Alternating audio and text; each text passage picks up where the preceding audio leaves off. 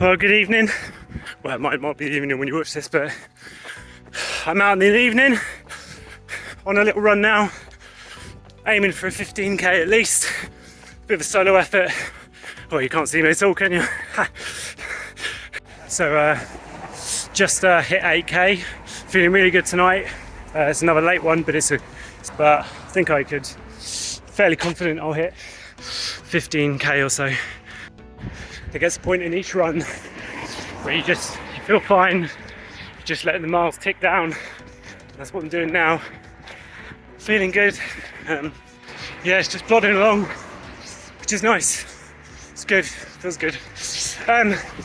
Now, I've been requested to start doing shout outs during the run videos. So, John Robbins, this is for you, mate. I have nothing else to add to that. So current SID rep, I have about half an hour to do 5k and get a half marathon done under 2 hours. That's the try. That's what we're going for. Let's see what happens. I'm not even puffing that much really, but man, my legs just hurting, everything else. So just trying to get to the end. I don't think I'll hit that under 2 hours, but I kind of don't mind. Let's just get it done.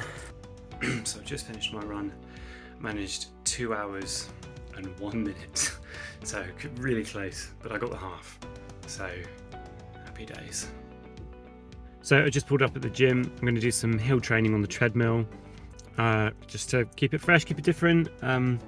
Just didn't fancy a run outside. I'm going for a long one this weekend with Sai, so just wanted to do something on my own, stretch my legs, lunchtime, so I don't have that long. So yeah, we'll see what happens. I think it should be a good one. So as you can see, I've gone against my original suggestion. I'm going to do some gym stuff, do some strength training, do some seated leg curls, etc. Done some squats already. My back squats are quite painful on both the knees and various places, so I tend to favour goblet squats and things like that. I've just arrived at Simon's, and yeah, to say that this is the last thing I want to do today in this horrible weather, it's pouring down with rain, I'm absolutely cream crackered from the weekend. I think would definitely not be in any way overstating it. I'm absolutely knackered. I know I'm doing it for a good cause. I know it's important. I know that it's good. You can hear the rain. You can probably see it out the window. I know it's all good stuff, but it's hard to, late on a Sunday night, to go out and run in the freezing cold, in the wet, dark, having had a whole day of, life. Just put my ankle supports on, just thought I'd do this bits of camera while I'm just getting ready. But I'll be honest, if I wasn't doing this with Simon tonight, I wouldn't be doing it. No way. I would be sitting at home, eating some comfort food, watching a bit of Ted Lasso, I reckon, we're working through. Don't know what you guys are at the moment, what series is you watching. Really enjoying Ted Lasso. This isn't a paid endorsement, obviously, because I have about 50 views per video. But yeah, I'm really kind of obviously excited about this run in some ways, but you've got to get through this stuff to make it. The winter was always going to be hard to get the miles in, to get adequate sort of time under your feet, and getting these longer runs in late into the night when it's dark and horrible. It's all right in the sort of even the late summer when it's cooling down a bit and you've got lovely weather and you can run up in the trails, and you don't need to be thinking about head torches and trying to stay warm. I mean, it's tough just trying to keep warm, because once you're wet through, it's really hard to stay warm, really hard to keep warm, because you're wet and you've got the sweat from one end and obviously the water and the rain, the other side. Let's see how this goes. Aiming for a half marathon, but as soon as the rain has stopped, maybe it'll hold out a bit longer. So decided to go nearish the seafront. This side is absolutely howling wind. We had the easy way on the way here, but now we're getting better to this fastest area. Wish us luck. Yes. You'll be fine, it's going to be great. Right, so here we are, 19 and a half-ish done. What's that, 12 miles or so.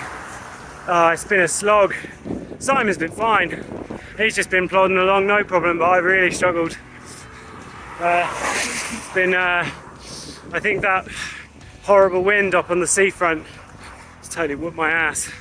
But also just, yeah, feeling it today.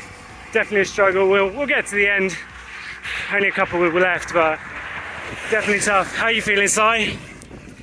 Oh, great. No problems at all, mate. It was brutal though, that wind, I'll give you that, was absolutely brutal. Kudos to you for getting through it. There he is, so encouraging. But he's fine. So, right, I'll probably leave this one for tonight. But yeah, hope you're enjoying the channel. Like, subscribe, donate, share it with your friends. Twins Trust, Options Pregnancy Centre. I'll be interviewing the physio next week. I've been promising it for a few weeks now, but I'll actually do it next week. So hopefully you'll see that. Anyway, see you soon. Say bye. Bye. So the bit well, maybe you've not, we might have, I don't know. We're going to be interviewing Andy Garforth. He's a great guy, he's a friend of mine, he's a physio, and we're going to ask him some questions and do a bit of an interview. So to top off this video, we're going to watch that. I'm going to interview him, ask him some questions about the run, the kind of risks that we run running such a race like this. So yeah, see how it goes. We'll be on Zoom, so we'll do it the Zoom way, but hope you enjoy it. Right, welcome Andy, thank you for joining us on the channel, so good to see you. So why don't you just introduce yourself, say who you are, and then we'll jump in with the questions. Yeah, my name's Andy Garforth. I've been a physiotherapist now for probably best part of 15 years. Work kind of mainly with spinal patients, but a lot of hip and knee issues and rheumatology complaints. Do have an interest in sports, partly because I play it, but sporting injuries are always interesting when they come through. Yeah, so I do a lot within the NHS with sonography, injections, ordering scans, and getting people back to where they need to be. What would you expect from a kind of muscle-skeletal point of view are going to be the main challenges we need to deal with? I'm not sort of talking about cardiovascularly, because obviously you just need to be fit enough, but also just in the joints, in the bones, in the muscles, and what kind of challenges do you expect we'd be facing running that type of distance? Yeah, definitely. I mean, 65 miles is a huge amount to be doing. So, I mean, obviously you're doing all the training and build up, but there are people that decide to go and do these silly distances without enough preparation, which is where things fall short. So, massive amount of load that goes through your tissues and your joints. Your muscles will be kind of fatigued at that point, going through a 65-mile run. If tissue tolerance isn't tested and built up to a certain level, you'll struggle and you'll pick up injuries as you go through. So, all the simple stuff like, blisters and all that, ignore that. The big injuries will be things like stress fractures. That'll be your main one that can actually just come about over time. So you've got to be looking at kind of, a good training program with adequate rest built in to allow tissues to build up, but then to recover before you kind of go again. So, any kind of injury is possible when you're running that length. But yeah, massive load going through kind of lower limbs, which you probably already are aware. Yeah, definitely some discomfort in the ankles and knees, that's for sure. Definitely ankles more so. So in terms of you've sort of touched on it a little bit, but in terms of preparation, beyond doing regular running, having good breaks in between, building up tolerance, apart from running lots, what would you sort of recommend is a good thing to include and build into a training plan? Bearing in mind, I've only probably got about 5 months from sort of today, really, or just over. Is there other things I could be doing to supplement just the running? Yeah, sure. I think it would be, sometimes we would do a biomechanical analysis. Mm-hmm. So most people will get around day to day. They'll do a bit of jogging, maybe up to 5k or something like that, and they'll have terrible biomechanics, or they'll have a weakness in kind of the pelvis, wherever it would be, and they can get away with it because they're not doing that high level end training. But the group that do kind of marathons and high level kind of training, it accentuates and highlights the weaknesses that are there. So it might be something simple like seeing what you're like standing on one leg and being able to do a single leg squat, and comparing that side to side, and just to see what your normal movement pattern is like, and then maybe having a look at you running to see what is your technique like. But there's a couple of tests we would do. So a single leg dip would be a good one. What you like doing a single leg bridge, doing it with weights to fatigue, seeing what a lunge is like is a good one, so you can see kind of how you line up. I don't know the evidence behind it, but certainly it would be sensible if you've got obvious things that stand out. We'd say, look, you should add in a bit of strengthening and whatever it be, your quads, your glutes, your hammies, whatever we're looking at main muscle group wise, to kind of optimize your running pattern. Sometimes you look at some people's running pattern. I think the triathletes in the Olympics and first, second and third all had different foot biomechanics, and they all had a different running technique, and everyone would hold to their own camp and say one is worse than the other, but clearly you're looking at three individual athletes at the top of their game, all with different movement patterns. So yeah, there is the obvious, look at the obvious, but also everyone has their own individual run. We've talked kind of briefly, kind of I suppose off camera, that about this kind of gout thing. That's is there anything that I can do? Because clearly, if anything's going to aggravate that, it's going to be a lot of time, a lot of impact over several months. It's not going to do it any good. So what would you suggest would be a great way of, will diet have an impact on that? Is that something I could change in the immediate future? What would you recommend? Yeah, sure. I think we're talking about high purine diet with gout. So gout has got a lot of misnomers, maybe that's the wrong word, but people preconceptions. So people think gout is King Henry VIII, big fatty diet, high in purine foods and all that kind of stuff, and actually there's a genetic link. So diet is important. If you're eating red meat, wine every night, it probably isn't doing any favors, but there's also a link with just your genetic makeup that can expose you to gout attacks. Essentially, gout is you've got uric acid kind of going around your body, and everyone has a different level of that, but people who are susceptible to gout attacks, they have a high level of that acid going around, and then it all just pools in one joint, so you'll have a flare up of one joint will become inflamed. Not sensible to run on a joint that's inflamed like that. You'll cause kind of damage and stuff, and that needs to be managed medically. But I don't see why there's any reason why patients with gout can't exercise to the level they want to. It's kind of preventing those flare-ups and attacks. So diet has a part for sure. Healthy diet, things that might trigger it, but certainly underlying it, there's a genetic element that needs to be addressed and recognised as well. Just with every mile that passes, you just exponentially more likely to damage yourself as that goes on, or is it about the same pretty much as you go? No, I think I don't know if it'd be exponential, but it might be actually, because you're coming to tissue tolerance. There'll be a level where if you just push tissues too much, that's it. You push it over the edge, and that's where you kind of get tissue failure. So you'll see it in patients with hamstring injuries. Rehabbing to a level, they'll get back to sport. They'll be running, but then they'll push beyond what they're comfortable doing, and that kind of flicks off the injury and tendon kind of goes again. But you're using tissues to their tolerance. So if you keep exercising and never stop, at some point your tissues will fail. Tissues are constantly breaking down and building up. So this is particularly with things like a stress fracture. Bone is not just static. Bone tissue is alive, and the breaking down, and then they're building up, and that is just a constant cycle which just turns over. If you're putting too much load through, that breakdown is happening quicker than it's being built up. So it won't be a fracture like tripping over in the park and breaking your leg. That's just both the level of force there outmatch the resistance within the actual tissues itself.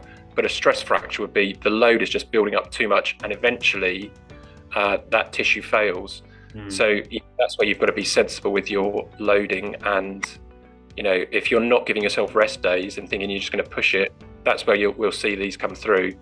Classically in your second metatarsal, metatarsals, they used to call them march fractures from, all the people that would march just constantly. But you get stress fractures throughout any kind of weight-bearing bone. And obviously, that they need appropriate management, because otherwise got to, the bone will completely fail, and then you will develop it fracturing completely. But yeah, I think the simple answer would be, you're probably more susceptible to more injuries the more fatigued you are, and that whether that increases exponentially or not. Do you think kind of bracing and ankle braces and knee supports and things like that, are they good, or during training do they prevent you building up strength in those supporting muscles, or are they more harm than good in the training phase, do you think? Okay, part of it comes back to what we think they do and what they do for the patient. So if you've got a torn ligament in your knee, unless you've got a real a brace that we give out there, like a couple of £100, which patients skiing, a real fixed brace, most braces that you buy on the internet, they won't actually do anything to support the knee, the damaged tissues, the damaged ligament. They're more give you what we call is proprioceptive feedback, and a feedback that makes you feel more in control of the joint, which is fine. If you've got a bit of a dodgy ankle and you put an ankle strap on and it feels more comfortable, that's great. That's going to get you doing what you need to be doing. But I think it's recognizing what the actual braces and straps do. I'm never keen on people using braces and straps and lumbar belts. Reason that I think actually your tissues are more than capable of doing the job themselves, and you can end up getting too reliant on these things, which just for a run that's fine, but if you can't spend your day without being in the knee brace or in the ankle strap, there's probably rehab gains to be had outside of that with strengthening the tissues rather than just putting something around them. But if the main message would be, if you find it helpful to get you running, then go for it. So I guess last question really, or last couple of questions, what in terms of post-run recovery, so what I did my longest run today is a half marathon. The following day I didn't do any stretching or anything when I got home. I just got home and I ate some pasta and went to bed, basically, and I was really sore the next day. My knee was painful, my ankle was painful. It's kind of fine now 3 or 4 days on, but I'm guessing that's not the ideal recovery sort of routine or regime that you could have. What kind of things would you recommend, just apart from, I guess stretching is the obvious one, but is there anything you would suggest after a long run, or as the training continues to build up? The next day you'll have DOMS, so a delayed onset of muscle soreness, which is essentially where your lactic acid is kind of in tissues, and that's just causing an impact on tissues, which is painful, but your body starts to adapt and get used to that. I think good practice would be, if you've done a big run, is just have a good cool down, so you're not working to a high level, but you're just letting your tissues catch up and oxygenate to a level which is normal for them. I think that kind of question, a sports and exercise conditioning coach would probably spend their whole thesis on. It's such a big topic, but you see people doing things like ice baths and all of that. I guess you just do what you feel works. That's your body will recover. That's it's about how long you give it that gap before you then start exercising again. So typically you will see tendon injuries. People will develop tendinopathy, which is essentially the tendon just becomes a bit inflamed and thickened, and it rebuilds but in a disorganized state. And that's normally where people have just exercised too much too soon and not given it enough rest. Classic old 40 to 50-year-old runners who decide to take it up running again, and just try it every day, do a little bit, but actually what they've done is tendon tissue hasn't adapted, and that tendon just becomes disorganized and it becomes painful. You've got to give it a good period to build up. An interesting graph that we used to look at and is after you exercise, your tissue strength is actually reduces. So you think for the first, you exercise tissues, they should kind of stay there and then build up. What happens is post exercises, they all drop down. So all the tissue resilience and strength drops, and it drops for a while, and then it builds back up, but it will build up to a slightly higher level. And it's in that zone between where it's gone, your post exercise, and it's dropping, and it's still not recovered, where people are exercising and then it's dropping lower. So that's the tissue fatigue. So you've allowing, at least 24 hours, sometimes 30 hours between big runs, and more, I think. So you've got to be sensible in that sense, because yes, you want to build up your resilience to kind of running 64 miles, but you've got to do it at a pace which is your tissues are following you along rather than hindering you. I've heard it said, and this may be more a sports exercise question as opposed to a physio question, but in the run up to the run, it's been said that I shouldn't aim to have ran 65 miles beforehand. Like, it should be like 2/3 or 3/4 as my longest run, and then I don't do a whole lot for a couple of weeks beforehand. Is that kind of what you're suggesting? Really, is not doing anything too soon or too much too close to the run before the main event, so to speak? In terms of the two questions there, aren't there? Should you do the full run before you've, in terms of training, should you train and be able to do the full run before you go into the marathon itself? And also, how long should you leave it before you start your last run, so to speak? I don't understand, in all honesty, because you do hear about it. People, they will not do the full marathon before they actually do the marathon. I guess it's because it takes that much more training to get you to that higher end. I think you can do what you feel comfortable. If it's just going to be a one-off, then see how it goes. But I'd be tempted, if you want to kind of be okay with the run, I'd see how you do and train yourself up to that level. You might get some running gurus who vehemently deny that and suggest otherwise, but I don't see why not. I don't see why it's not sensible to kind of train to the level you're actually going to run. How long to leave it? Probably 3 days or so. The final run isn't going to be the one that kills you. The build is where you'll go wrong. If you don't have the correct build up and you don't build in the right kind of training program, that's where you're going to come stuck, rather than the final run. Oh, amazing. Thank you so much. And just any final words of wisdom, anything you want to just add to any of that, any recommendations, any thoughts before finish this off? I just think just go with what your body's telling you is a good one. Have some simple principles in place, but then you can overanalyze this to the nth degree, and you can get yourself in a bit of a twist. But I think just it's sensible, isn't it? You've got to build up. It's got to take time. You can't do it overnight. Those that go too quickly are going to come unstuck. So enjoy it. You want to join me, or are you going to?